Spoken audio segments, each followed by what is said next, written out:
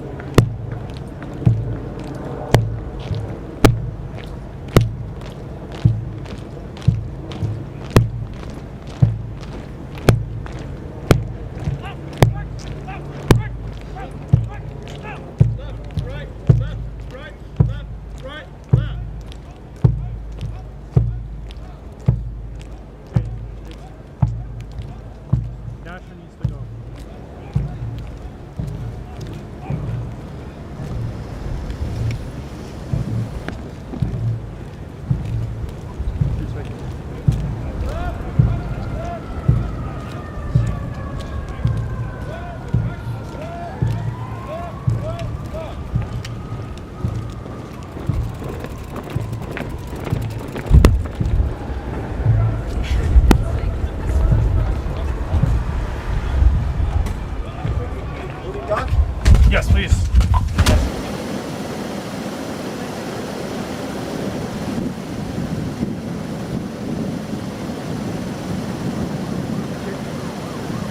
He's on his way, Corey. He's on his way.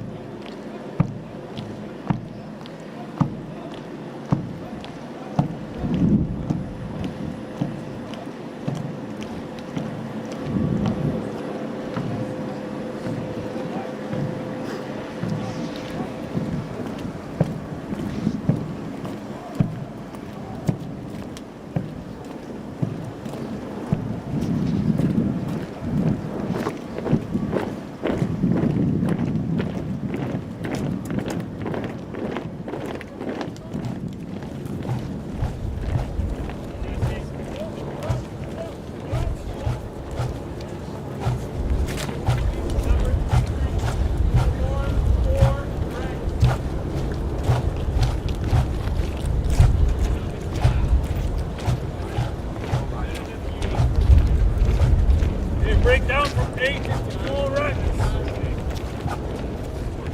Hip a move.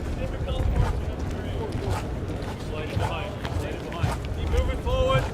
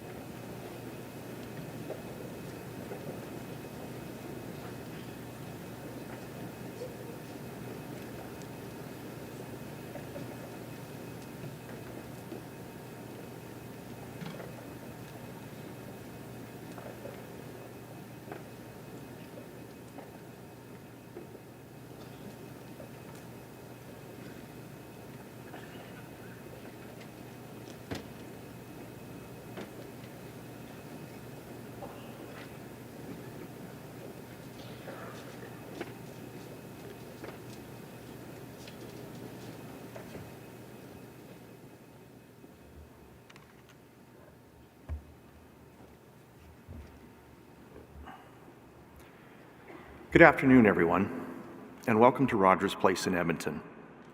I would also like to welcome those who are joining us through broadcast. I'm Sergeant Aubrey Zalaski, and I'm deeply honored to be your Master of Ceremonies this afternoon. Before we begin, I would ask that you please turn off your cell phones and not take any photos unless you are a designated photographer or member of the funeral coordinating team. I would like to start by acknowledging members of the Jordan and Ryan families who are here with us today. On behalf of Chief Dale McPhee and all members of the Edmonton Police Service, I want to extend our deepest condolences and thank you for sharing this day with us. I would also like to acknowledge the following dignitaries who are present with us here today. Her Honor, the Honorable Salma Lakhani, Lieutenant Governor of Alberta, and His Honor, Dr. Zahir Lakhani. The Honorable Daniel Smith, Premier of the Province of Alberta. The Honorable Mike Ellis, Minister of Public Safety and Emergency Services. The Honorable Rachel Notley, Leader of the Official Opposition. The Honorable Marco Mendocino, Minister of Public Safety for the Government of Canada. His Worship, Amarjeet Sohi, Mayor of the City of Edmonton, and Chief of Police, Dale McPhee, and distinguished guests. Today, we gather as a grateful community to grieve the loss and celebrate the lives of 2 Edmonton police officers killed in the line of duty on March 16th, 2023. During today's ceremony, you will learn about Constables Travis Jordan and Brett Ryan and their impact as police officers, citizens, and loved ones.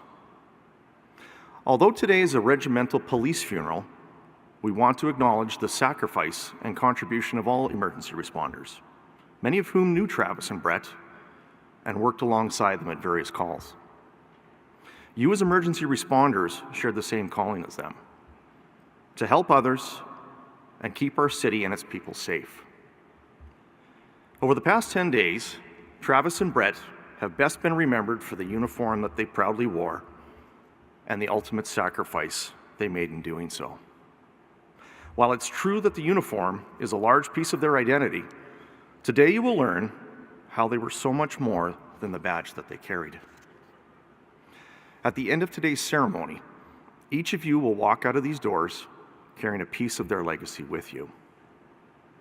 You will understand what drove these exceptional men to become police officers, and when asked to do so, willingly and unselfishly lay down their lives for our community. You will also learn of the qualities that made Travis and Brett beloved by so many in their lives outside of their squad car. To begin our memorial today, the Edmonton Police Service would like to acknowledge the land and territory that we stand on here today. The Edmonton Police Service, located on the traditional homelands and gathering grounds of the Cree, Dene, Anishinaabe, Blackfoot, Papachase, Nakota Sioux, Kianyan Kaha, and the Métis people, would like to acknowledge the signatories and descendants of Treaty 6 territory. The trooping of colors will now occur, and Drum Major James McLeod will place the drums. The process of trooping colors over a drum is derived from the ritual of creating an altar with the drums and colors on the battlefield when a building or church was not feasible. Colors were a visual representation of the unit or regiment's history, traditions, and pride. Their display atop the drum set was the most significant gesture that could be created on the field of battle to acknowledge the ultimate sacrifice being made by the fallen. I would invite everyone to please stand. Saluting the colors is not required as the precedence is given to the fallen. Parade! Attention! Drum Corps!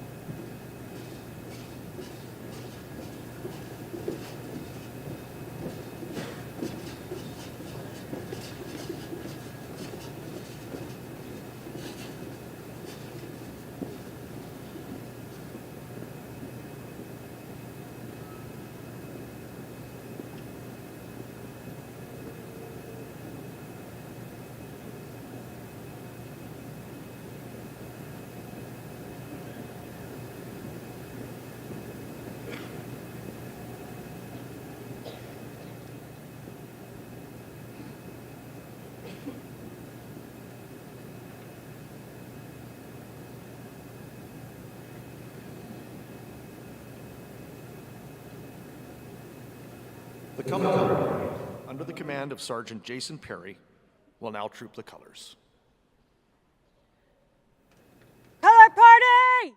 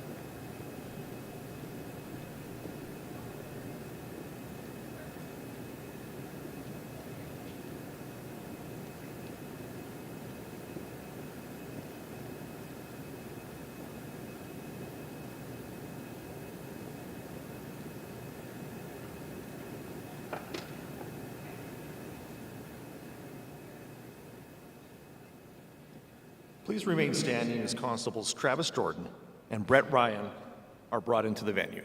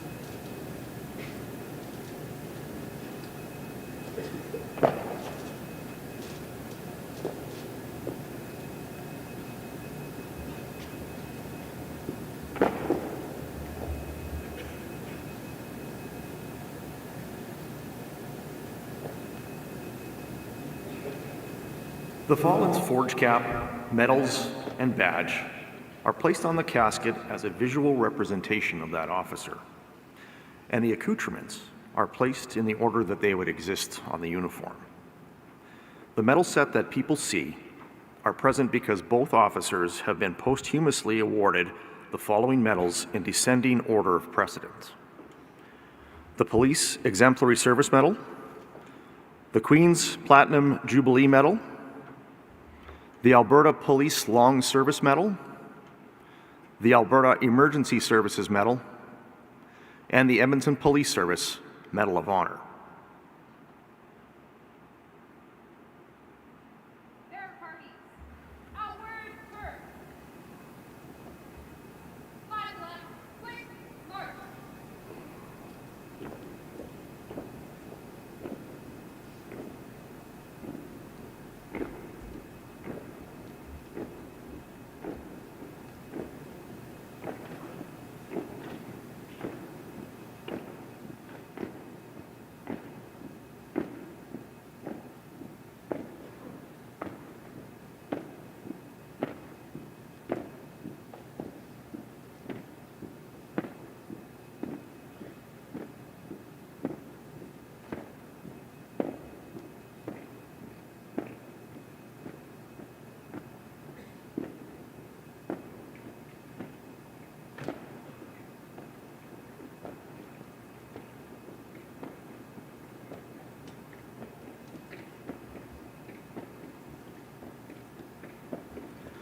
Please remain standing and join the EPS chorus in the singing of our national anthem.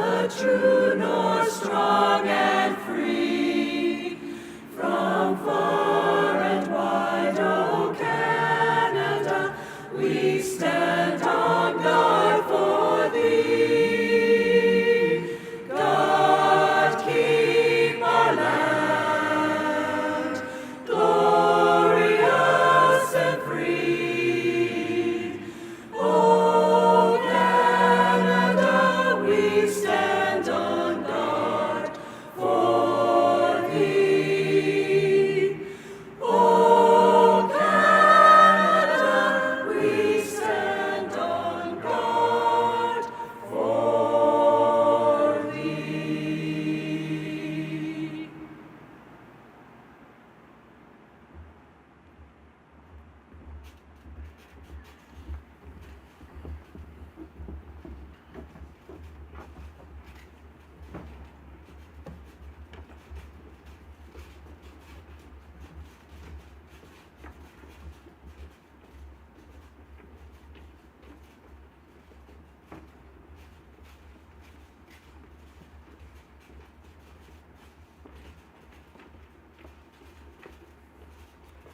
Thank you, EPS Chorus.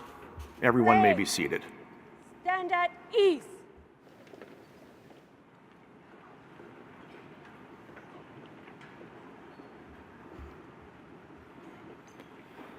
I would now like to welcome City of Edmonton Chaplain John Dowds to lead us all in an opening prayer.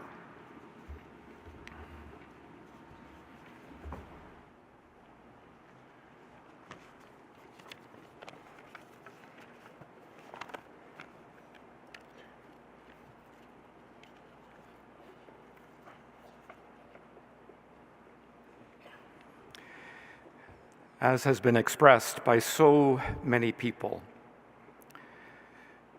my deepest sympathy to Travis and Brett's families, to Annie and to Ashley, to parents Bob and Lori, and Judy and Hubert, and all of your families, and to your extended family, the Edmonton Police Service, and also the communities that you call home. Words cannot adequately express what you are feeling or the journey that you are on. Words cannot adequately express the love and concern that we all have for you, that fills the air in this place and beyond this place. But words are what we have, and gestures of love are what we have. And in the midst of this unpredictable journey of grief, sometimes the words that you've heard or may hear can be rocks on which you stand, or railings that you can hold on to when grief comes rushing over and overwhelms every piece of your being.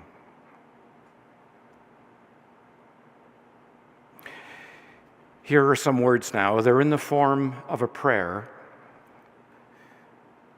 Pray them with me if that is what fits for all of you and is a part of your spiritual journey. If not, then perhaps seize these moments to reflect on the words and take what you need and what you want today and leave the rest. Let us pray. To you, O Holy One, known by many names and yet beyond all names, we bring these prayers. We gather here to remember Constable Travis Jordan and Constable Brett Ryan, loving husbands, sons, siblings, family members, friends to so many, called to serve, devoted to service. For their courage and their deep commitment, we give you thanks. For their families, we pray that they will be strengthened by the love and compassion that surrounds them here today and beyond, and by the presence of your Spirit. For the Edmonton Police Service, an intrinsic part of the fabric of our community, people called to serve and protect, we give thanks. And today, perhaps like no other day, we offer our deep gratitude for our police officers, who they are, the work they do with such dedication and bravery.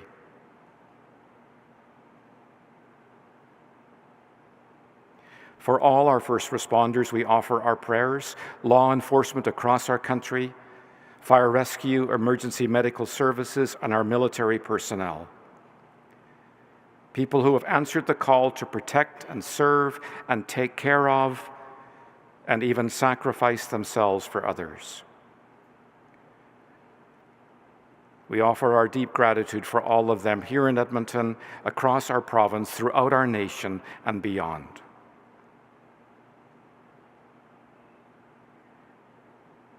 And for Edmonton, we pray, a community,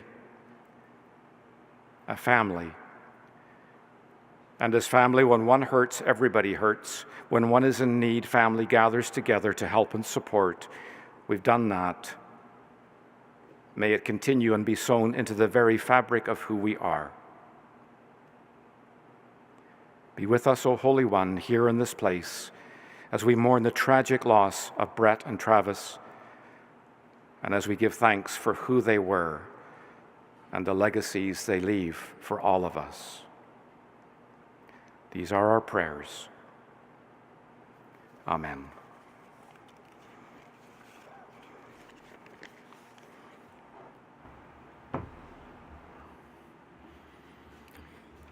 Thank you, Chaplain Dowse. To offer condolences on behalf of the Edmonton Police Association is President Curtis Hoople.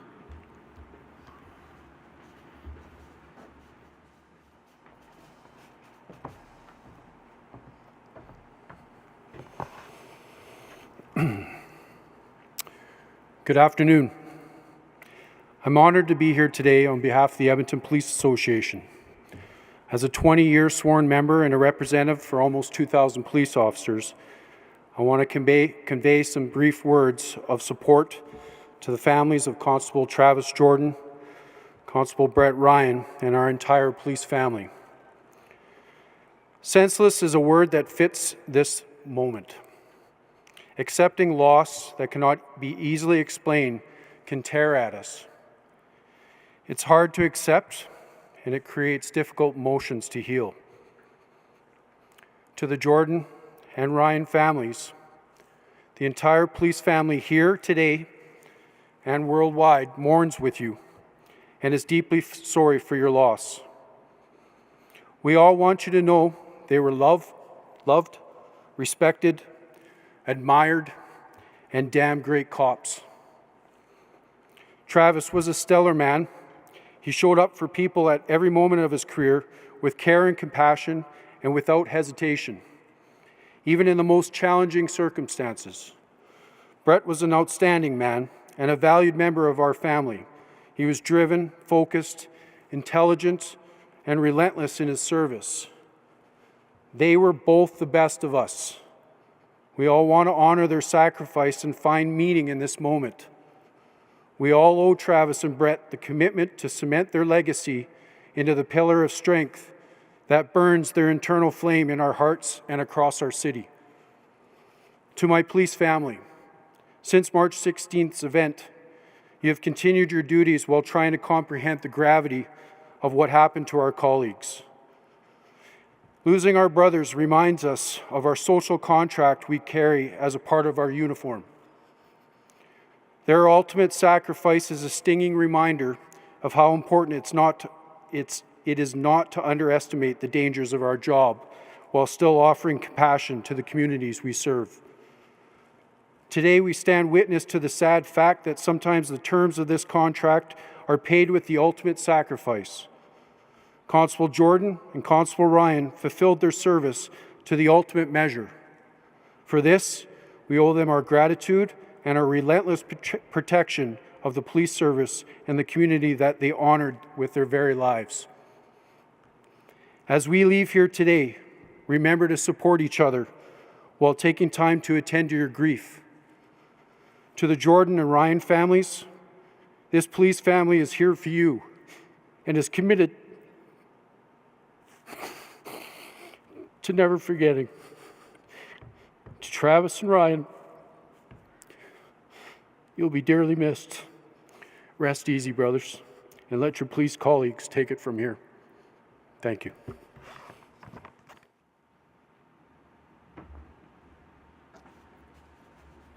Thank you, Sergeant Hoople. I am pleased to now welcome Her Honor, the Honorable Salma Lakhani, Lieutenant Governor of Alberta, to come forward and offer condolences.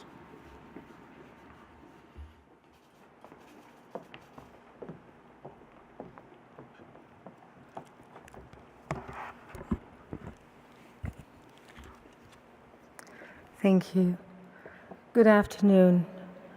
I would like to begin by offering my most heartfelt condolences to the family, friends, and colleagues of Constable Travis Jordan and Constable Brett Ryan.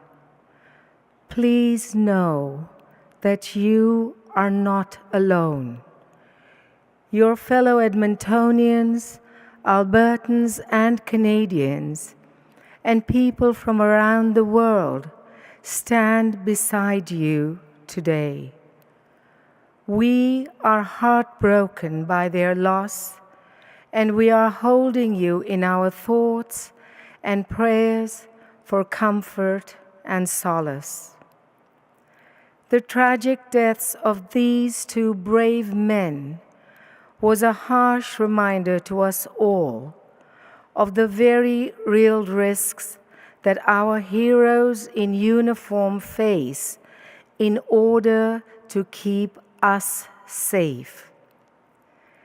It takes great personal sacrifice and considerable heart to put your own well-being on the line so that others can live in peace and security.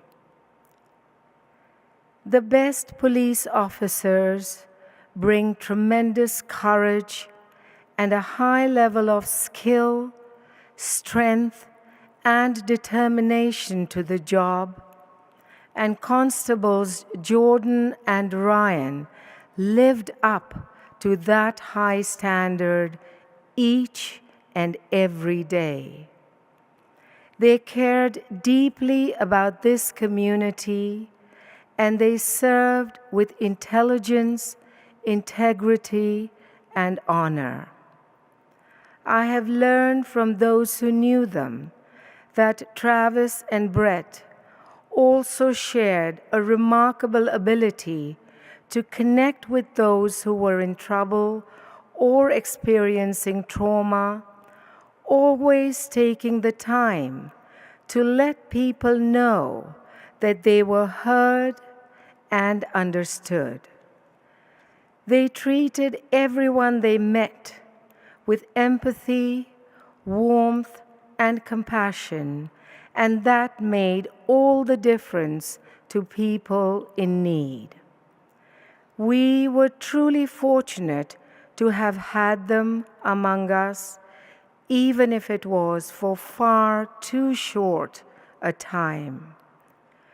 While nothing we say or do can take away the pain that comes with such a terrible loss, I hope that all who are grieving for Travis and Brett can find some measure of comfort in knowing that their legacies will live on. We will remember them always for the remarkable spirit they brought to their duties and for the countless people who they helped and the lives they saved over the course of their careers. Above all, their enduring legacies will live on in the love and friendship they shared with those who were fortunate enough to have had them in their lives. They will be deeply missed by all who knew them and forever honored by a grateful city, province, and country. I offer my deep gratitude to members of the Edmonton Police Service and to all of our Albertan and Canadian frontline heroes in uniform for your sustained service. Again, to the family members of our two brave heroes, please know that they will never be forgotten. They will remain in our hearts and be forever celebrated in our history. As someone who came to Canada from another part of the world and who has come to deeply appreciate the safety and security we enjoy in this country, I can say this: it is only because of the daily courage, commitment, and dedication to their profession of those like our two young heroes who gave their all for us that what we each take so much for granted every day is even possible. May Constables Jordan and Ryan rest in peace, and may we continue to honor them through our shared commitment to fostering the strong, hopeful, and peaceful society they believed in. A society that represents the best of their brave and caring spirits and the best of who we are as a people. Thank you.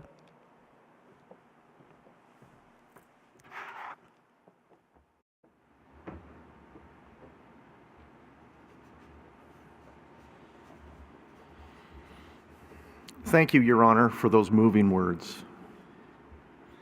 We will now have eulogies in honor of Constable Jordan. I would like to first invite Brodie Sampson to the podium.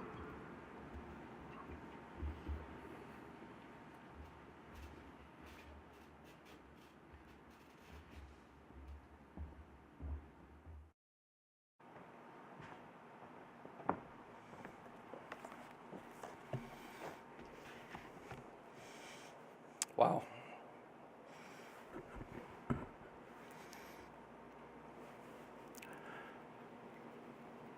Good afternoon, all.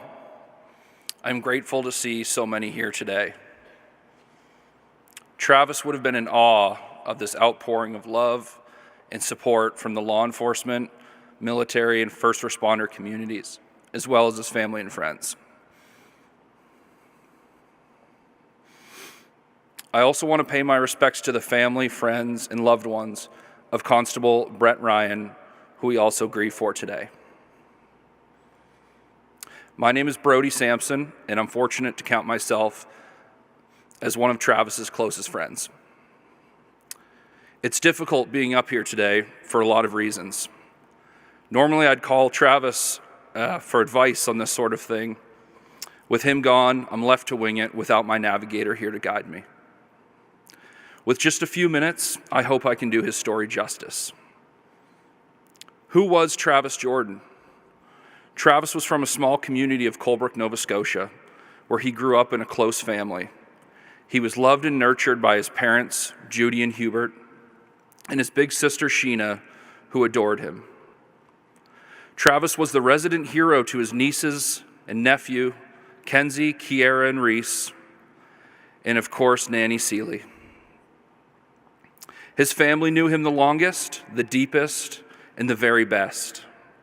For those of you who didn't know Travis, I hope I can introduce you. Judy and Hubert were dedicated parents, working hard to ensure Travis and Sheena were well cared for and even more well loved. They raised Travis to be the man that we all loved. Travis's childhood was filled with hockey, soccer, golf, and countless escapades. On snow days, Trav would swing by and pick up me and our other teammates, and we'd go to the rink for hockey. In summer, Travis loved golfing, and he wouldn't tolerate just 9 holes. He'd keep us out in the hot sun just to play those extra 9.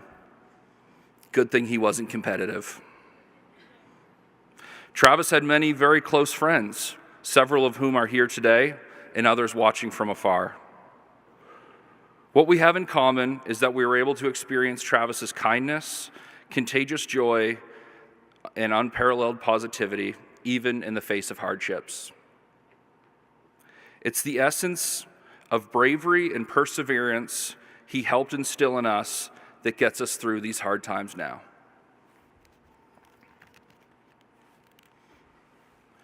By all accounts, Travis's life began in Colebrook. A boy on an ice rink growing up into a young man. But to those who knew him, Travis's life began when he met the love of his life, Annie. The two were smitten. That Annie was such a sports fan certainly helped. They married, built a life, and moved across the country together. They had 2 beloved dogs, BJ and Teddy, a loving family, and many close friends. The two loved to travel, to the mountains, to Florida, or home to Nova Scotia. Most importantly, These two love to travel to connect with loved ones and close friends. Judy, Hubert, Sheena, Kenzie, Kiara, Reese, Annie's parents, Shelley and Blair, Annie's brother Sam, and his bride-to-be Allie, if she ever asks. Annie was his first and only love and his soft place to fall when life got too big and too loud. Golf may be a solo sport, but Trav and Annie were a team. What a gift to have shared a love like this. Travis had a strong moral compass and his values were sound. He was the epitome of integrity. Travis was dubbed the Snow Angel of Edmonton, and this is who Travis always was, even when no one was looking, even when no one was taking pictures or writing articles. He did it because that's who he was. He was the consummate diplomat, loving, kind, and compassionate, and he wore these attributes like armor. Instead of social media, he would pick up the phone and call, fostering real connections. Relationships were paramount to Travis. Travis's dream was always to be a police officer. His hard work and determination helped his dream come to fruition nearly 9 years ago. Travis and Annie packed up their lives in Nova Scotia and moved to the big city of Edmonton, where Travis was able to live out his childhood dream. This is not a mantle that Travis carried lightly. We strive to protect those we love from the unkindness of life and the dark clouds of humanity. However, we cannot always keep our loved ones safe from all that their journeys hold. We can only love them unconditionally, be a safe harbor for them as they encounter the challenges of life, and support them in their dreams. Everyone should have a Travis in their lives to encourage you, to laugh with you, to love you, to celebrate with you during life's greatest moments, and to cry with you through its hardships. These virtues were taught to Travis by Judy and Hubert as a child, and they nestled deep into the fabric of who he was. Travis's love was a gift to us. His generosity of spirit made his corners of the world a better place. And we too can improve our own small corners of the world by following his tireless examples of goodness. Travis and Brett are now the example of dedication and sacrifice. I'm overwhelmed today looking out into this sea of blue. Each of you willing to courageously risk your own safety to ensure another's. Your work has never been easy, and on a day like today, that rings more true than ever. Your bonds of brother and sisterhood deserve our respect and our gratitude. Annie, family, friends, and squad mates, you love Travis so deeply and so well. Because he was so well loved, he will be equally missed. We will continue to hold you up in our thoughts and prayers as you begin the inconceivable journey of life without Travis. Each day will be filled with past memories of all that was and all that should have been. His walk was short, but his impact was endless. We appreciate that Travis walked this earth as he touched so many hearts and so many lives, and this love will live on. We never know how and when we touch the lives of others, and here today, Travis is touching so many. In days to come, when the soft dusk of night shadows the earth, you will be able to count his love in the stars. Travis will always remain right here in our hearts. We are grateful to have known him. God bless and tailwinds, my dearest friend.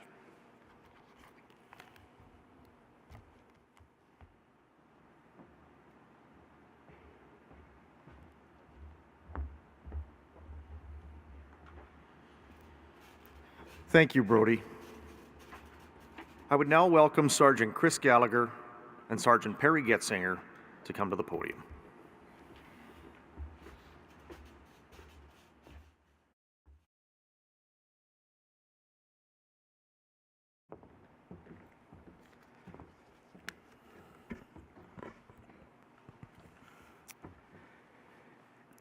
Penny and Judy, Hubert, Blair, Shelley, Nana, Sheena and Blake, Sam and Allison, and Travis's niece and nephews, Reese, Mackenzie, and Kiara.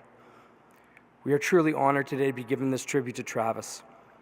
You all know him as Travis, but to his crew and to both of us, we knew him as TJ. Both names will be used as we talk about our friend today.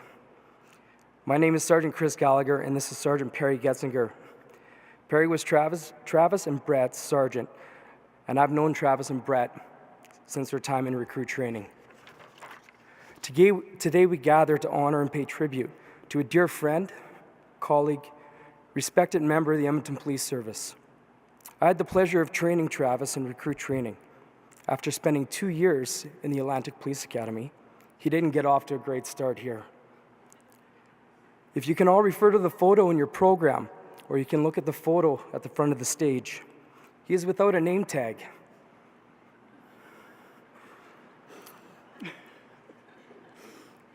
And if it was really a full photo, you would see that he also was not wearing any boots.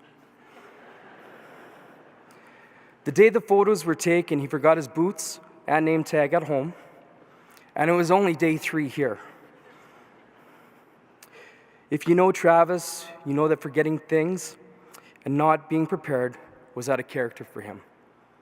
The class did many push-ups that morning, and needless to say, he never forgot his name tag or boots again. Travis loved being a police officer, and his passion for serving and protecting his community was evident in everything that he did. He was dependable, loyal, and his colleagues knew that they could always count on him to have their backs. Travis was a well-respected member of the service, and his dedication to his job was unparalleled. Travis was a leader right from the start. He was an excellent recruit training officer and was always willing to mentor new recruits coming into the crew. Sergeant Getzinger called on him to go up temporary acting. Travis always stepped up, and he always did an excellent job. He told me he always considered Sergeant Getzinger as his work dad.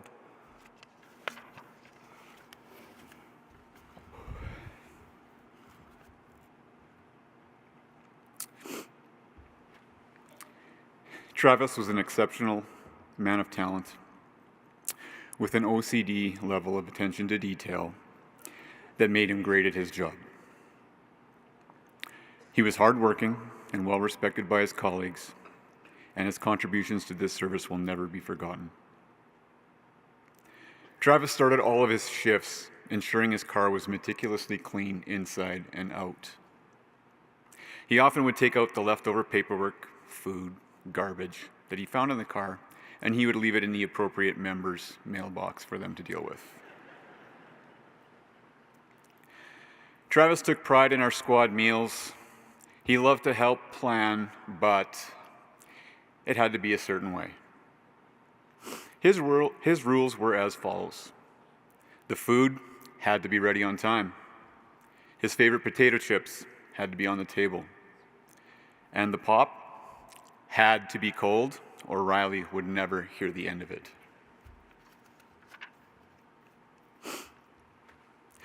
Beyond his professionalism and work ethic, TJ was also known for his great sense of humor.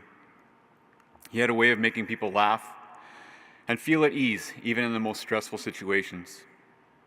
TJ could diffuse tension with a well-timed joke or a witty comment, and his positive attitude was infectious. Travis was a leader, and I could always rely on him to fill my shoes when I was away. Well, on one shift while he was acting sergeant, Travis proceeded to play a prank on the most junior member of our crew. The last day of the set, he made sure everybody was on board, and then he proceeded to tell Riley that the squad had an 8-hour training day about economic crimes at Northwest Campus. The next morning, Riley arrived bright and early at Northwest Campus, looked around. His whole squad was at home in bed. This level of respect and trust by his peers allowed him to be pretty much the only one to get away with pranks like this. Travis was very proud. to call squad for his family.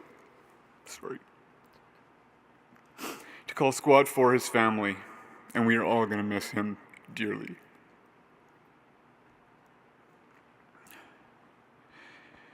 Let's talk about Travis the golfer. Any of you that knew Travis know he was an excellent golfer, ultra competitive, and really liked to win. 3 years ago, I arranged a golf trip with my closest friends, Bill Countryman, Chris, and TJ. Travis was so excited to go on this trip that he named our group chat Birdies and Beers. He was involved with making sure he could pick the courses that we wanted to play and the planning of the trip. The first game that we played was at Silvertip in Canmore, and for some reason Chris was playing out of his shoes and beating Travis. The more Travis tried to catch Chris, the more he was spraying the ball off the tee. The three of us were never afraid to get in his kitchen. We tormented him for his ball going everywhere but the fairway. Somehow the nickname Sprinkles was born, and he embraced it, as evidenced on his personalized Sprinkles golf balls that he had made for this upcoming season. The victory at Silvertip was the one and only time that Chris managed to beat Travis at golf. No matter how hard I tried, I never managed to achieve that goal. I miss you, buddy.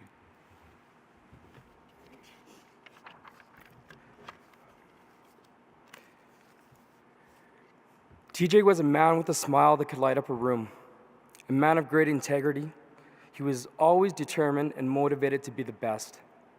TJ's goal was always to become a member of the tactical unit. One day while working out at West Division, he was running on the treadmill and he was approached by another member who was inquiring why such the intense workout. TJ informed him of his goal to get into tactical and he was preparing for the runoff. The member then offered his CrossFit workout, which consisted of 100 pull-ups, 200 push-ups, and 300 squats, and then he told TJ that he could do it in under 18 minutes. So after running on the treadmill for I don't know how long TJ was on there for, he got off, took the member's advice, started the workout while the member watched. TJ completed the workout in under 9 minutes, and in typical fashion, he let that member know, this was no big deal, man. TJ strived to be the best he could in everything that he attempted, and he never did give up. 3 nights ago, Annie saw the Northern Lights for the first time. Her and TJ had talked about watching the Northern Lights, but it was something that they have never done together. They were the brightest they've been in 6 years. Annie, Travis will always be your Northern Light. While we mourn TJ's passing, we must also celebrate his life and the impact that he had on those around him. He was a shining example of what it means to be a police officer, a husband, a son, a grandson, a brother, friend, or Uncle T. He was also a great dog dad. We are all better for having known him. So let us honor his legacy by committing ourselves to the values he held dear: dedication, hard work, humor, love of family, and community. Rest in peace, Travis. We love you, brother. Your service and sacrifice will not be forgotten.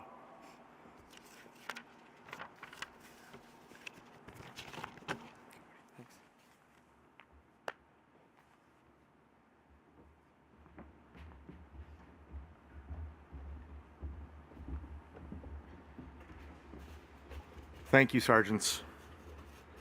Lastly, I would like to invite Chaplain Roy Langer to speak on behalf of Travis's wife, Annie.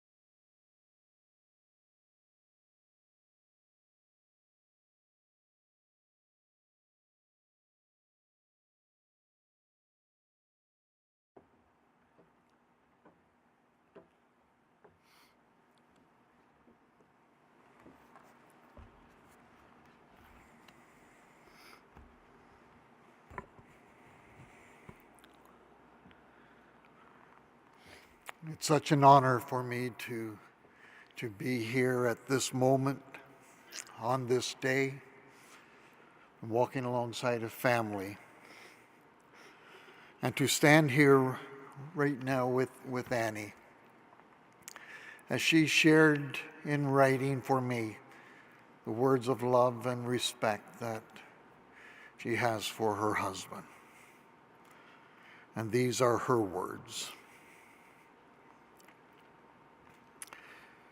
Travis, my police officer, my best friend, my husband, my whole world. Have I told you how much I love you lately? Or how much I appreciate everything you do for me and our sweet little boys, Teddy and BJ? What about how much I admire you for everything that you do for everyone else? You are the most generous, selfless, and loving person I know. It's been the biggest honor being your wife. The second I put my eyes on you, I wasn't sure your incredibly confident nature was palpable in the room. With time, you showed me what undivided attention really meant, as well as the chemistry that can take place when two individuals with so much in common connect in passion, trust, and true love. Our life together was truly remarkable right from the beginning. It was just easy. We didn't have one hard day in 11 years. The world was really ours. We had already started leaving our mark in so many different places. We were well on the way to exploring many other countries and sharing new experiences together. We worked hard together to build our careers and to get you to fulfilling your dream of being a police officer. We persevered together at every turn, simply gaining new insight along the way and setting our eyes back on the horizon. I was so proud of you when the news came that we would be moving to Edmonton in search of fulfilling your dreams, our dream of being a police officer. Your brothers and sisters in blue meant the world to you, right from the beginning. You were lucky to have them, and they were lucky to have you. The excitement that you had in your early days as a recruit was absolutely precious. The stories that you came home with, and the anticipation of all the exercises ahead filled our household on a regular basis.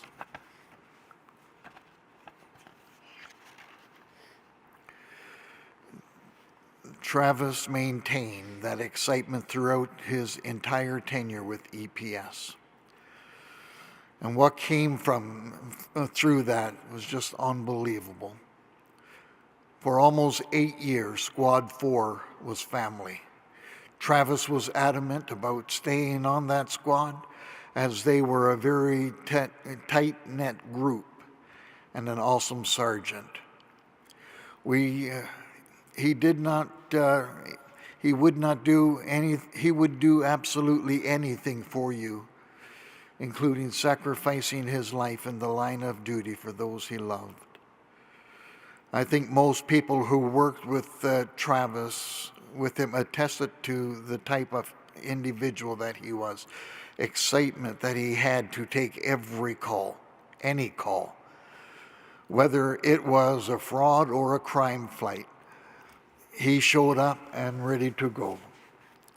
He felt so supported by you all, even though his strong attention to detail could lead to some racked up charges in the squad fund.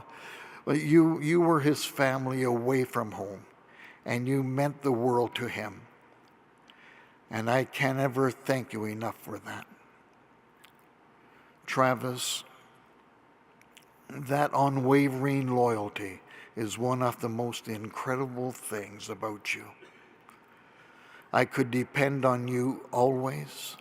You are my protector, and not a day will pass without your impact shining through everything that I do. On our wedding day, I vowed to stand beside you when you honor the fallen, and be understanding when duty comes to calling. So today, I am honoring you as I did that day, and will continue as long as I live until we are together again. Love, Annie.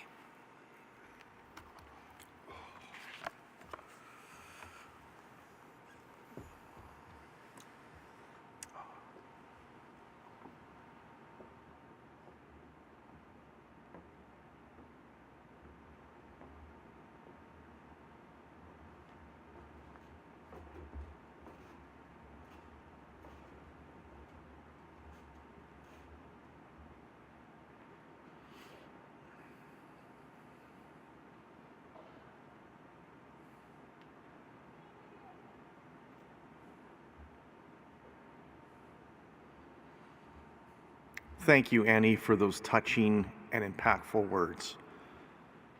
And Chaplain Langer, thank you for speaking them on behalf of her.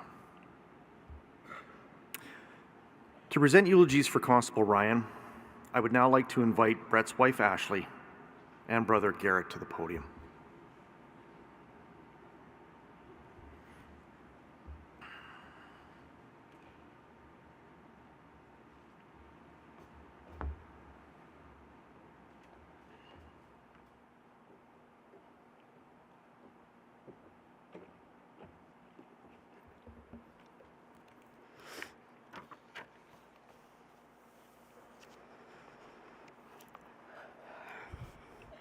Before I begin with Brett's eulogy, I would like to share something that my friend and coworker sent to me just a few days after Brett's passing. Grief. You'll find it comes in waves. When the ship is first wrecked, you're drowning with the wreckage all around you. Everything floating around you reminds you of the beauty of the ship that is no more. All you can do is float. You find some piece of the wreckage and you hang on for a while. Maybe it's a physical thing, maybe it's a happy memory or a photograph. For a while, all you can do is float, stay alive.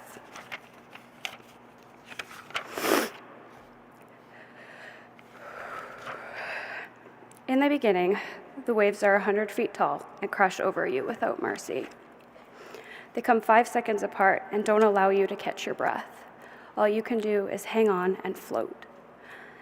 After a while, maybe weeks, maybe months, you'll find the waves are still 100 feet tall, but they come further apart. They still crash over you and wipe you out, but in between, you can breathe, you can function. You never know what's going to trigger the grief. It might be a song, a picture, a street intersection, the smell of a cup of coffee, and the wave comes crashing. But in between the waves, there is life. Somewhere down the line, and it's different for everyone, you find the waves are only 80 feet tall or 50 feet tall. And while they still come, they are further apart. You can see them coming, an anniversary, a birthday, or Christmas. You could see it coming and prepare yourself. When it washes over you, you know that somehow you will come out the other side. Soaking wet, sputtering, still hanging on to some tiny piece of the wreckage, but you will come out. The waves never stop coming, and somehow you don't really want them to, but you learn that you will survive them. If you're lucky, you'll have a lot of scars from lots of shipwrecks and lots of love.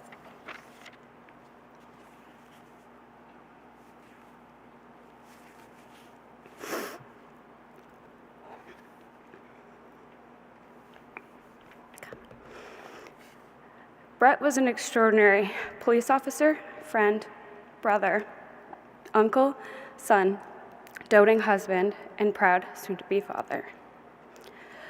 He loved fishing, hunting, watching the Toronto Blue Jays sometimes win, and when they didn't, he changed the channel to the Astros game. He loved traveling and trying new things. He was definitely the extrovert in our relationship, making new friends wherever our travels took us. He loved our dogs. His unspoken favorite, of course, was his Mavi girl. His reason? She's the good one that didn't chew up our new couch, unlike our new puppy, Scout.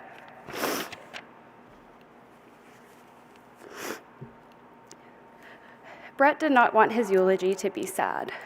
He wanted it to be full of laughable memories and only wanted one tear shed, although that one tear rule will be undoubtedly broken. Brett wore many hats throughout his short adult life, which included paramedic, referee, skydiver, firefighter. We won't even get into that adventure. And finally, his dream came true when he became a member of the Edmonton Police Service.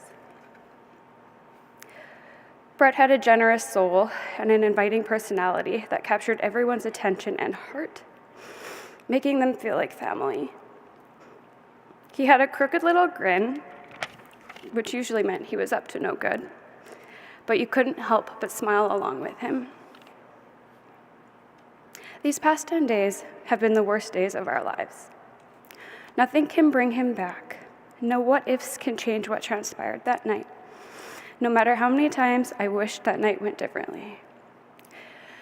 It is both a blessing and a curse having been present at the time of his worst moment. Unfortunately, I will never forget that night for as long as I live. But the memories I will always happily remember are the ones of Brett waking up in the morning, making his coffee, reading the news in his fuzzy slippers because he was such an old man at heart. I will remember how thrilled he was when EPS allowed the growth of facial hair. Brett was so pumped to try to grow out his beard, and boy, just because you can doesn't mean you should.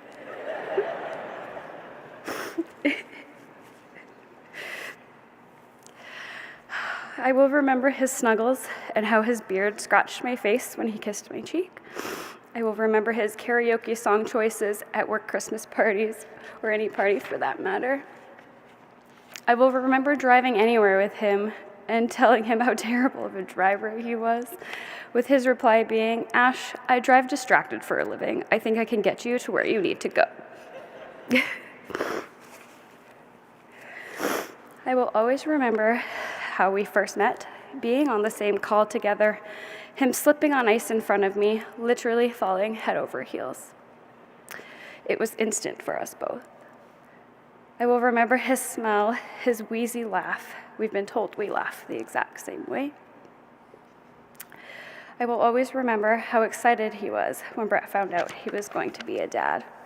And I know that is one memory I will never lose.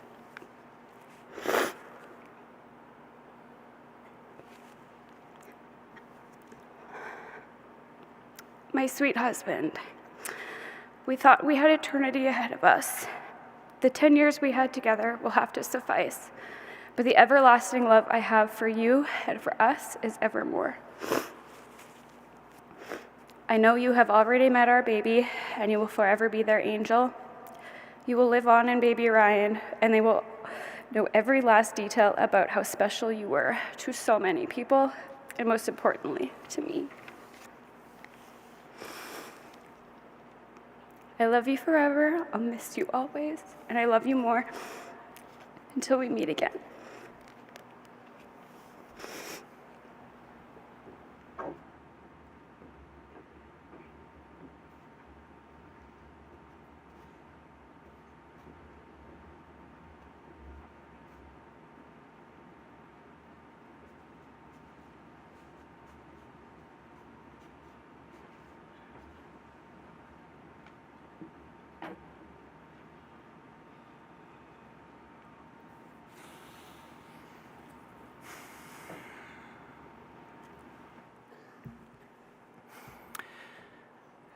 Good afternoon, everyone. My name is Gary Ryan, and I'm Constable Brett Ryan's oldest brother. On behalf of my family, we'd like to thank everyone, all EMS services, Edmonton police officers, Edmonton firefighters, peace officers, correctional officers, SWAT members, EMRs, EMTs, paramedics, RCMP, and also our sheriffs. If I've missed anyone, please accept my dearest apologies.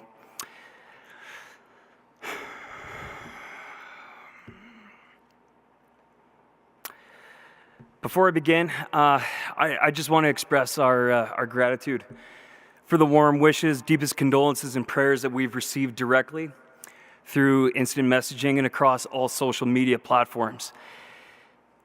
The support that we've seen locally across the city of Edmonton, this very province, and this amazing country has been absolutely overwhelming. We've seen it, we've heard it, we've certainly felt it, and it's meant the entire world to us, and we cannot thank you all enough. I never thought this day would come. Not in a million years. How can you process something that makes so little sense? I wanted to speak today, but I wasn't quite sure how I'd do it. How do you summarize your brother's life in only a few short minutes? So I decided to think about love, and I'd be glad I did it. The harsh reality of this life is if you're lucky enough to know love, you will inevitably know loss as well. It's a non-negotiable part of the equation. Those two things are the great connectors of us all, and we understand the emotions of both. Brett Ryan was welcomed into this world as the youngest of three boys when he was born on June 3rd, 1992 at 12:11 p.m. to his loving parents, Bob and Lori Ryan, and two older brothers, myself and Kirk. He began kindergarten at Fox Creek School in 1997. With Mom being an emergency room nurse, to say that he was introduced to emergency services at such a young age is an understatement. When she drove the ambulance for the annual Canada Day Parade, Brett was the little guy that was throwing candy to everyone outside the passenger window, and he thought this was the coolest thing. A few years later, if you notice a little boy dressed up head to toe in bandages, covered head to toe in fake blood, that wasn't anybody injured walking behind the float. That was just my brother. When his illustrious hockey career of dumping the puck in the corner, icing the puck off the glass, and scoring only 2 goals between novice and midget had concluded, Brett took up hockey officiating. While I joked with him that I taught him everything that there was to know about hockey officiating, it turns out Brett met one of his first true loves. When my family moved to Spruce Grove in 2005, Brett continued to climb the officiating ranks with Hockey Alberta and became a pillar in the community. His career as a referee spanned nearly 20 years, seeing him officiate at some of the highest levels and most recognized tournaments in the province. He also willingly lent his expertise to the younger officials whenever called upon. I have no doubt that because of Brett's influence, Spruce Grove is in Alberta a hockey hotbed for up-and-coming officials. Brett attended St. Marguerite Catholic School for junior high and graduated from high school from St. Thomas Aquinas Catholic School in 2010. It wasn't long after that Brett wanted to pursue a career in emergency services. He earned his emergency medical responder certification from NATE that same year, before earning his emergency medical technician certification from Emergency Services Academy in Sherwood Park the following year. Brett excelled in his 1001 fire training and graduated from the Canadian Training Division in Fort Worth, Texas in 2014 before coming back home to resume his career as an EMT.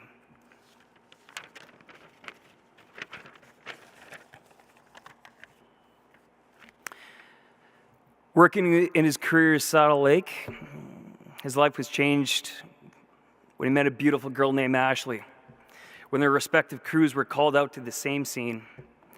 He then married her in 2015 at an amazing yet smoky outdoor wedding in Kelowna, BC. While Brett loved his career, he then began to shift his eyes and his heart ultimately toward a career with the Edmonton Police Services. My mom always used to say that hard work, dedication, and perseverance will get you anywhere. Brett pulled that advice into him and made it his own.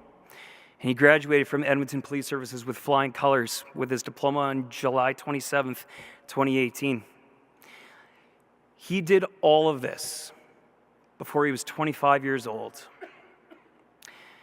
He was then stationed at Edmonton's West Division for 5.5 years. Needless to say, he found his home. As Brett began to grow into his own, we were also becoming the best of friends.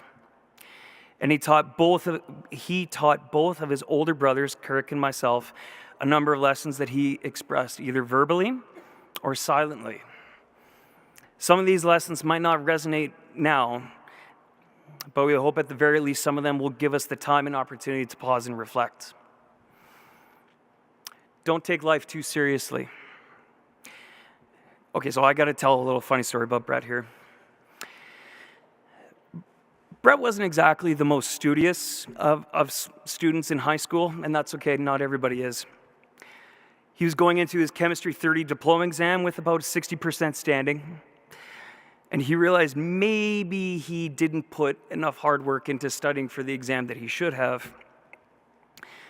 He buckled down, or so he thought. He scored an 80%. A couple years later, we asked him, how exactly did you do it? Was it too easy? And he said, I sat beside the valedictorian and I cheated on his test.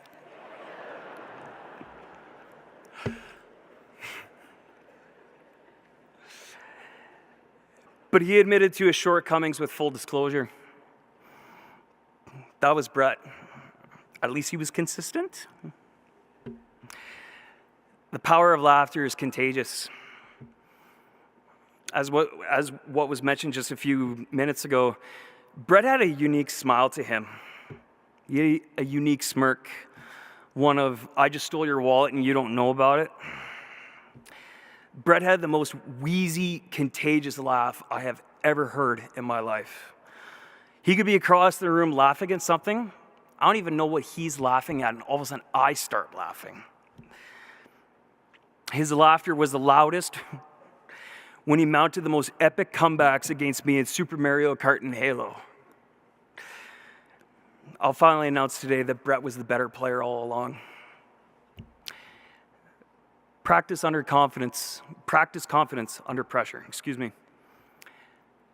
Brett and I had a quiet conversation to ourselves a few years ago. And I just asked him if the nature of policing ever scared him. He looked at me, shook his head, and he said no.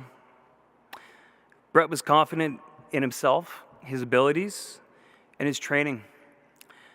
Brett took his personal safety to heart, and he was without a doubt one of, if not one of the most safety-oriented officers you'll ever meet.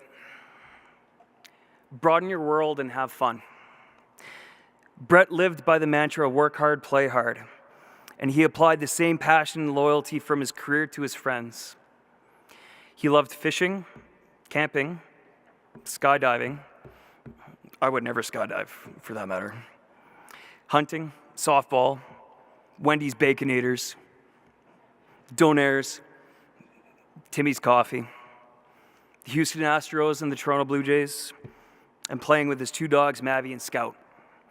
He loved his vacation time, and his two favorite vacation times were Las Vegas and Mexico. Now, he also loved country music. Brett and I did a lot of bonding in my car when he was sitting in my passenger seat. If we weren't singing to Nickelback, we were singing to a lot of country music. So we apologized to any drivers around Spruce Grove who looked at us kind of weird when we were singing Come Over by Kenny Chesney with the windows down. It was just us Ryan boys having fun. There are lots of ways to get you to where you want to go. Brett was a shining example of the 6W philosophy. Work will win when wishing won't. His legacy is that he's a small-town boy from Fox Creek in Spruce Grove, Alberta, who followed his dreams and made the entire world notice.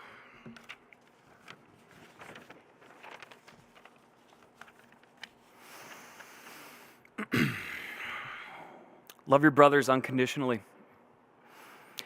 The relationship between siblings teaches you to love above all else and to appreciate those who don't tell you what you want to hear, who pester you, who make you angry, who steal your things, and who wants what you want. Siblings will always be friends and family no matter what, and they'll always be a phone call or text away. Our hearts and lives were shattered when Constables Brett Ryan and Travis Jordan paid the ultimate sacrifice at approximately 12:47 a.m. on Thursday, March 26, 2023, and our lives will never be the same. I often called Brett my big little brother because that's how much I looked up to him. I love my little brother so much, his accomplishments, and the man he became. I wish I only had 5 more minutes to spend with him. Tell him one more time how much I love him. He is our hero. He is Kirk's and my little brother. Brett, you've enriched our lives and so many other people around you for 30 years, coming up 31 years. Your last breath on earth became your first breath in heaven. Our Lord and Savior Jesus Christ has made a house for you. May God wrap his arms around you as you dwell with him. Go knowing that your work is complete and you've made this world a better place. Until we meet again, Brett, I love you so much.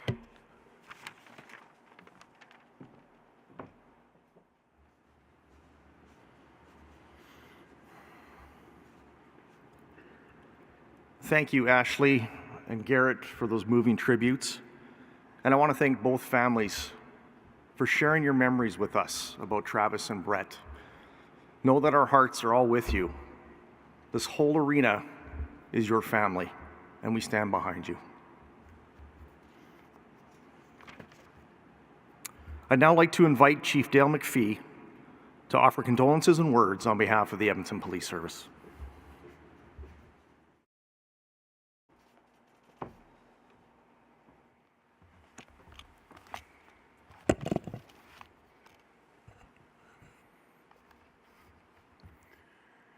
Annie,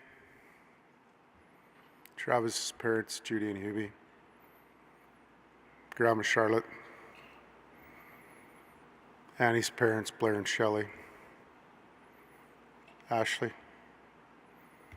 Brett's parents, Lori and Bob, and Ashley's parents, Lynn and Jim, grandparents, to all the family and friends of Constable Travis Jordan and Constable Brett Ryan, both here with us and remotely.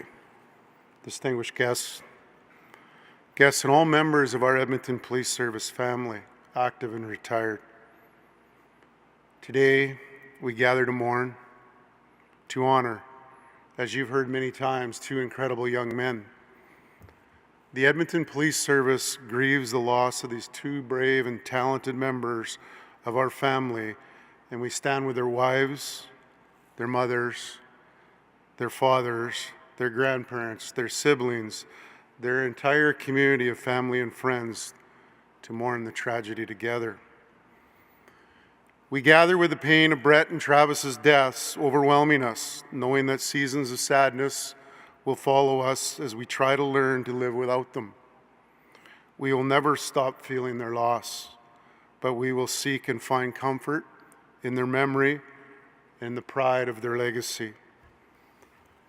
Brett and Travis were 2 exceptional young men with full and happy lives. As you've heard, Brett was a first responder to the bone. He lived a life serving and supporting his community. As you heard, he was a paramedic before joining EPS. served as a competitive referee, a volunteer, a community leader, a mentor to many, a man of calm, gentle, integrity, and compassion. He was unyielding in his service to EPS and to the community. Travis was someone who took initiative, showed perseverance, was outgoing, trustworthy, dependable. He was a remarkable human who allowed his humanity to shine, bringing a caring nature, attention to detail, sense of humor, and an outstanding loyalty to those in his life in Edmonton and his beloved Nova Scotia. They both honored their uniform, each with records full of examples of exemplary service. As they encountered people in moments of frustration, anger, fear, of tragedy, they offered outstanding understanding and compassionate. They showed up for us all every single day. From everything I know of these individuals, they were also perfect partners, described as persevering, resilient, and committed to community. Travis and Brett ventured dutifully into a dark and dangerous moment, answering a call when someone in a moment of profound vulnerability, and they made the ultimate sacrifice, their lives, to protect their community. This truth changes things. In grief, we all ask, what can we do? First, we need to lean into this moment. Grief is not a thing we can hide from or run from. We know this from our lives and from the moment we first were alerted to this unspeakable tragedy. We cannot shy away from the magnitude of what has happened or its impact. As chief, I have seen it in every face I've encountered since that early morning call. And now I see it on all of us. As police, as first responders, we lead lives of service, and we know, even in our trauma, that our commitment to service means seeking to prevent and remove pain and suffering from others. Managing this commitment and the terrible consequences that can result is one of the most difficult parts of our service. We've had to mark this moment for 8 officers in the last 6 months in our nation. The entire national and international policing community present here today is very mindful of this and the increased risks that we now carry. In moments like this, we need to attend not just to the moment, but what it means and how we all must ensure we don't continue to gather this way. All of us who lead must take up this challenge together. Our police service is grieving, but even in our grief, we show up, all of us, every day. I am so proud of every member of our service, their commitment to lean in, lean on, and look after each other in this time of need, even when their own tanks are close to empty. It's an incredible display of courage, of perseverance, resilience, equal to the men we honor today. We have not faltered, not for a moment, since we heard the news that we never, ever want to hear. In turn, we are grateful for how our community has shown up for us, whether at a school that literally wrapped itself in blue, or the countless children and teachers who have worn blue, sent cards, and placed flowers. Our community has delivered food, laid more flowers, lined procession routes, tied ribbons on posts, on trees, and turned porch lights on. Building lights and bridges in blue, thousands of emails, thousands of texts offering support have been sent from our local community and around the world. Our community has bared witness to these moments and stood with us in our time of grief. It has been noticed and felt by us all. Thank you. As we show up, we have to lean on each other, our fellow officers, and members, our first responder community, our families and friends. We see such a poignant example of those here for Brett and Travis's family. We all hold our families a little tighter now. We are actively supported by so many first responders across so many agencies near and far who have marched with us today. You showed up for us right from the first moment. You did this without question, without hesitation, to pay respects to both Travis and Brett and their families. To the Calgary Police Service, the RCMP, the sheriffs, our fire department, and many others who have helped lighten our load today so we can have so many officers present to pay our respects. We have been directly aided by our foundation, those who have donated to both families, our city, our province, and people across our nation are here to offer the support from when they first heard the news. Thank you to all. When someone is loved is lost, it can feel cruel that the world doesn't stop when they stop. It goes on. And so we must go on and look after each other in the weeks and months and years ahead. First, to the Jordan and Ryan's families, thank you for allowing us to share this moment with you. There is no way we can do enough to honor the sacrifice they made that you all now endure. You are part of our family. We will be there for you in every way we can, today, tomorrow, and always. And to the incredible people of the Edmonton Police Service, to each and every one of you, we must support each other and help each other find strength when we struggle, and we will struggle. But we will honor Brett and Travis by always remembering them for what they are and what they mean to us. We will strive to be deserving of what they gave. We need to focus on who they were and what this now means for us of all. We should not wait for the funerals of the fallen before we lift them up, celebrate them, and show them our respect. We need to do this more readily and more meaningful as a community more often. This is how we carry on. We carry Travis and Brett, and we never let them go. Constable Travis Jordan, Constable Brett Ryan, thank you for all that you've done for us and for our community. You will not be forgotten. Rest in peace.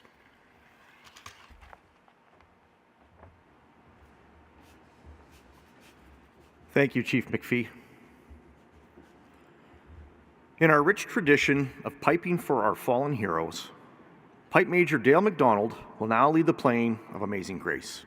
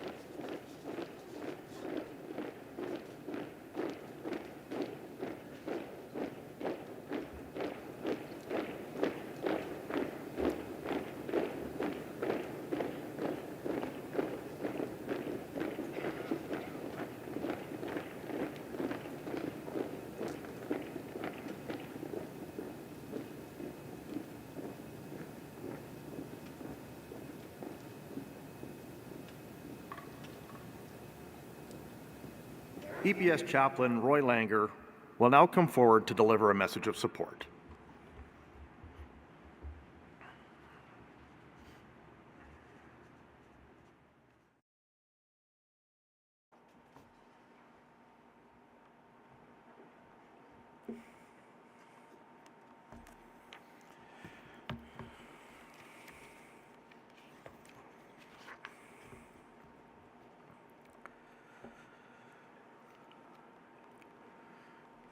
This has been such an honor.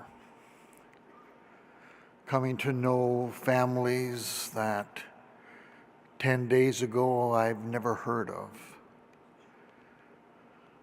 To walking in, knocking, from being told, Roy, you're now a part of the family.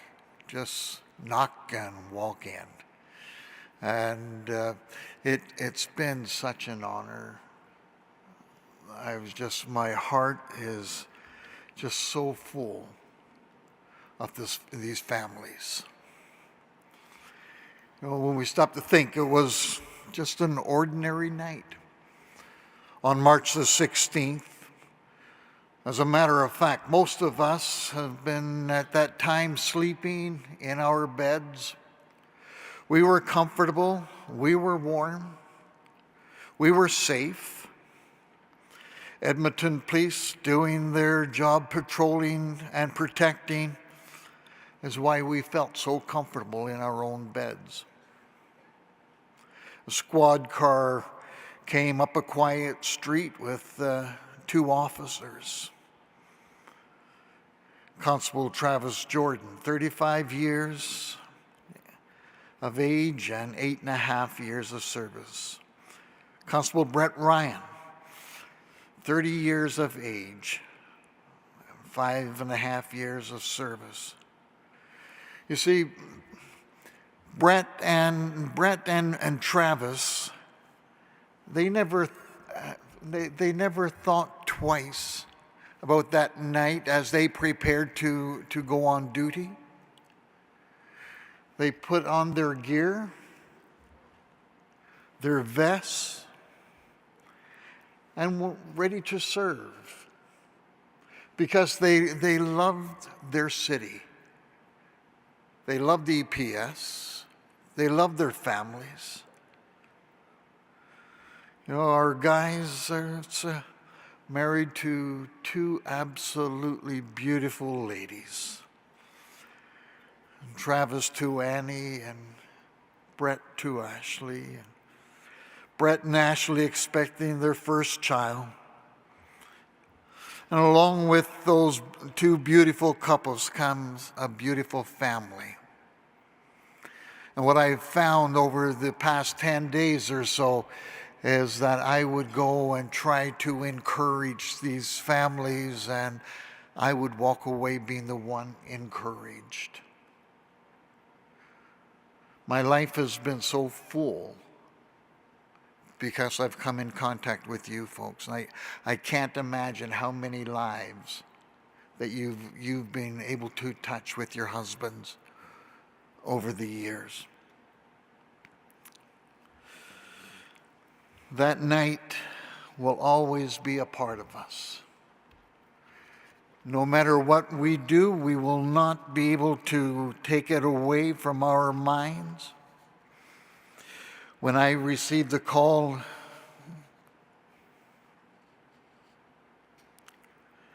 I went directly to the hospital, and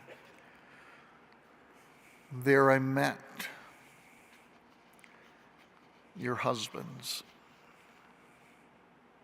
and I met you, moms and dads and Nanny and Grandpa's brothers and sisters.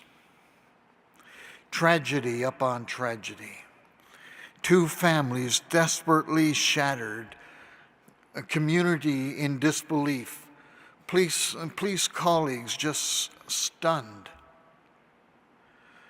And so we gather here today, and I want to say to you that there's a phrase, a verse that comes to my mind where it says that God is our refuge and strength, a very present help in time of trouble. So we rely on him today. You know, Psalm 23 says it's, yea, though I walk through the valley of the shadow of death. And a little while ago, a police officer friend of mine said to me, we're looking at that portion of that reading, and he said to me, he said, Roy, in order for there to be a shadow, there had to be a light. And even though we walk through the valley of the shadow of death, thousands of people are lifting you up. Not just for a season, but as you commence your journey. We grieve because we love. And the more that we love, the more that we grieve. And I would say to you that grief without hope is soul destroying. I want to use the metaphor of ice. Nova Scotians and Albertans were very aware of ice. And when we think about hope, grief without hope, I would say that it's just like walking on very thin ice. You can fall through at any moment. But when that ice thickens, when that hope becomes real, when you hold on to that hope with all of your strength, that ice becomes solid. And so it's in those moments, and that solid, firm ice, or on the solid rock, that you will hold on to.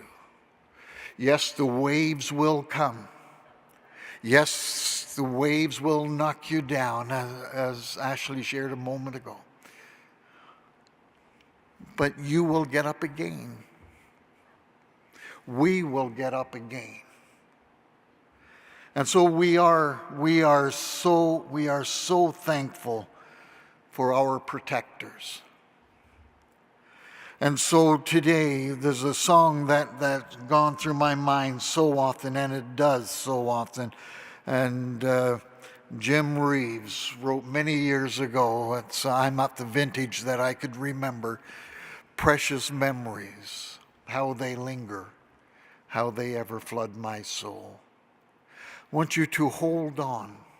This world can take a lot of things away from us.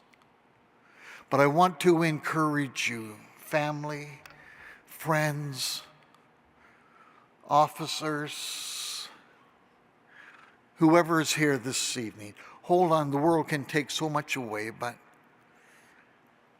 the deep soul love can't take it away, because when we love deeply, it goes deep into our soul.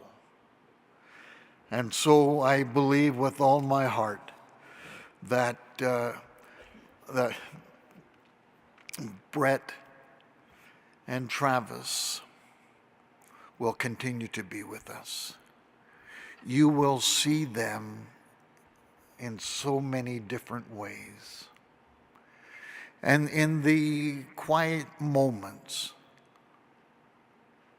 you feel that ping within your heart. In that laughter, where all of a sudden, out of the blue, comes something so funny. Precious memories. Hold on to them. Keep them close to you. Brothers and sisters in blue, we've lost two of our brothers. And we thank you for showing up in such huge numbers today. It's a testament of what you're all about. Down, but not out. And so Helen Keller said these words: what we once enjoyed and deeply loved, we can never lose. For all that we love deeply becomes a part of us. And so that's why that we are truly here today, celebrating the life of Travis and Brett. They will always be a part of us. Gone from our presence physically, but always alive within our hearts. Thank you.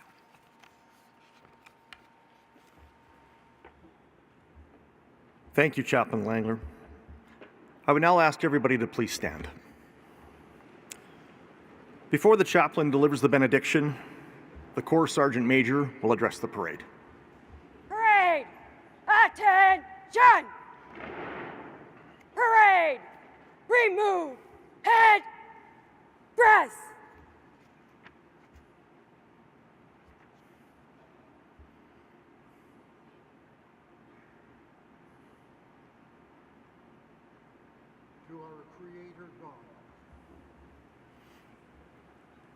To our Creator God, may the strong arm of peace, love, and support that we see here today from thousands of law enforcement and first responders who stand shoulder to shoulder, heart to heart, be visible witnesses of the strength and purpose and commitment for their calling to serve and protect.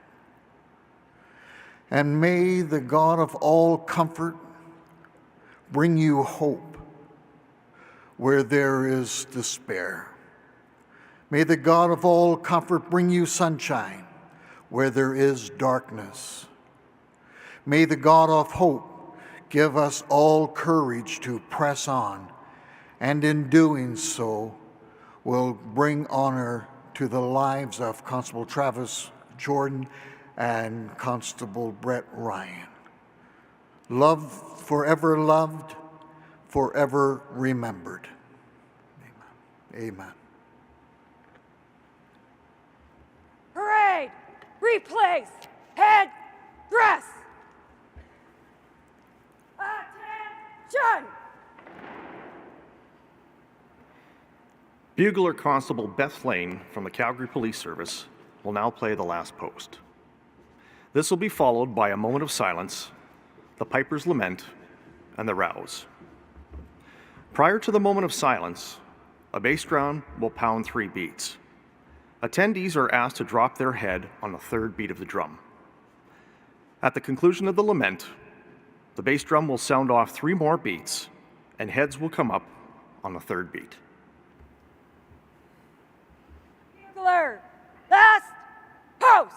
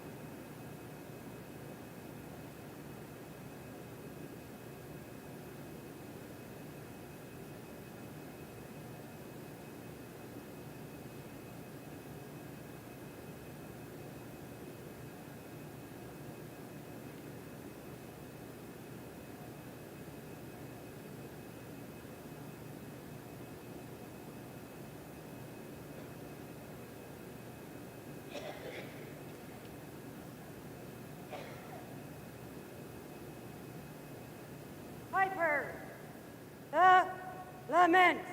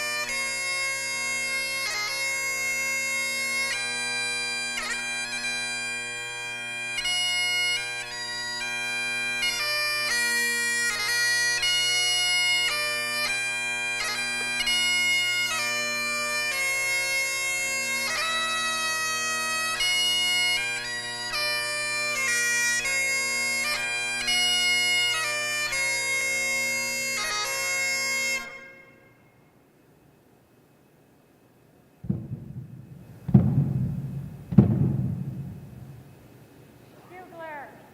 The Rose.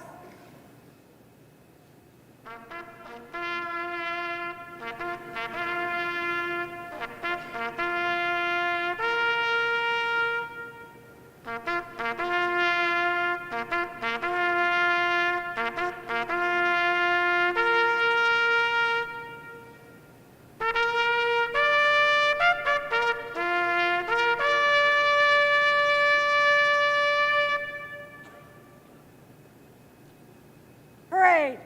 Stannet East.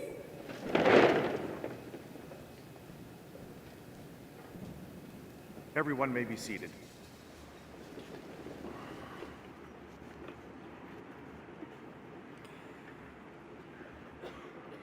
The bearer parties, under the command of Constable Lauren Croxford and Constable Darcy Resler, will come forward to fold the flags.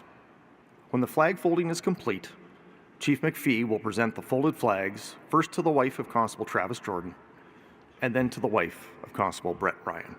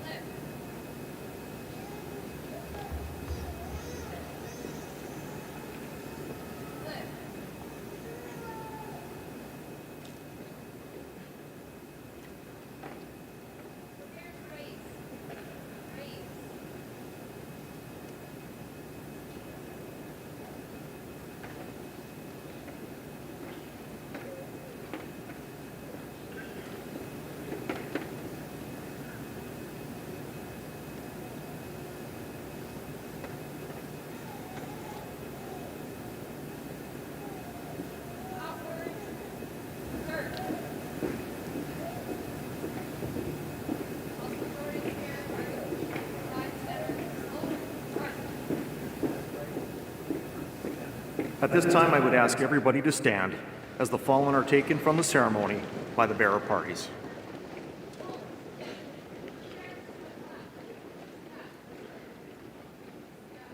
Parade, attention!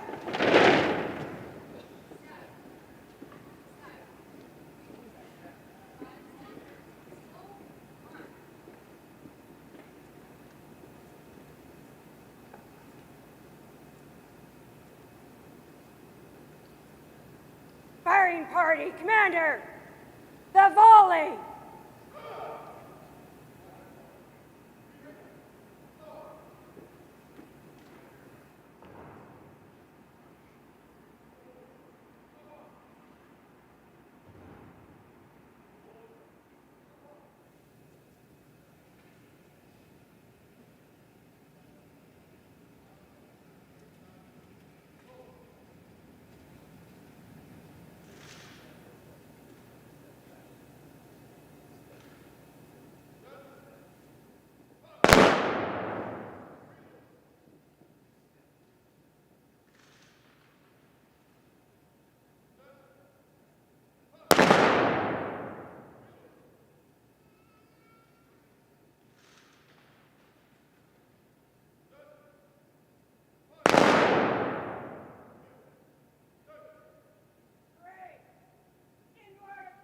Turn! To our fallen, salute!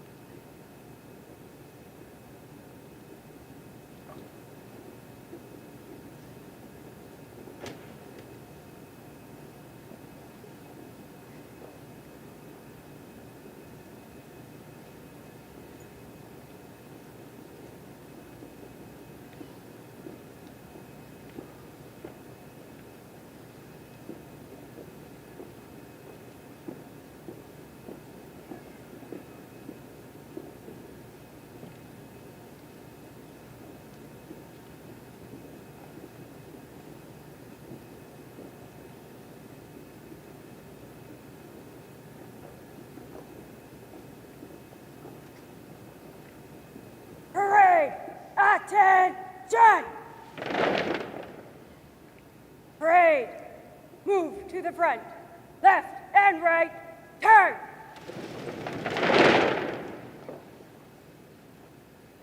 Please remain standing at your seats as the families of the fallen depart with Chaplains Dowd and Langer, and the final book off occurs.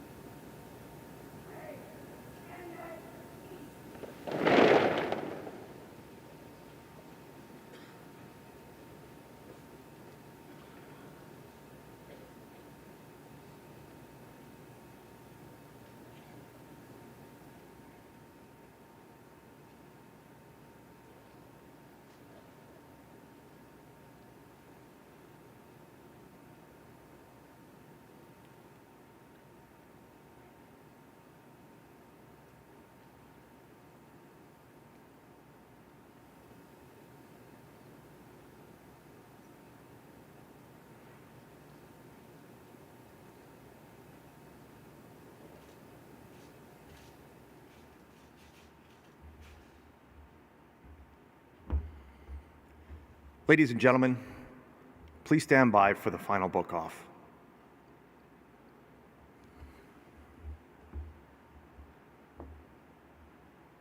Control from Romeo 8-1. Romeo 8-1, go ahead. Will all units please observe a moment of silence for Constable Travis Jordan, reg number 3703, and Constable Brett Ryan, reg number 4055, as they take their final call. 10-4. All cars in service, please stand by for a short broadcast. Please observe a moment of silence for Constable Travis Jordan, reg number 3703, and Constable Brett Ryan, reg number 4055.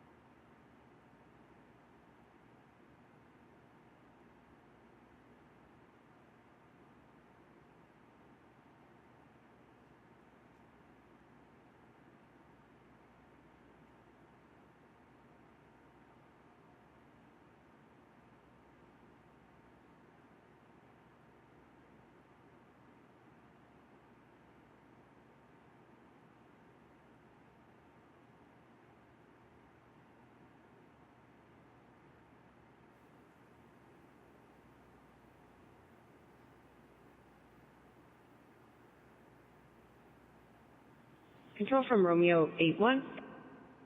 Go ahead. Please book off Constable Travis Jordan and Constable Brett Ryan, 10-2, out of service for the final time. All cars in service, reg 3703, Constable Travis Jordan, and reg 4055, Constable Brett Ryan, are booked out of service for the final time. May they rest in peace. We will remember them.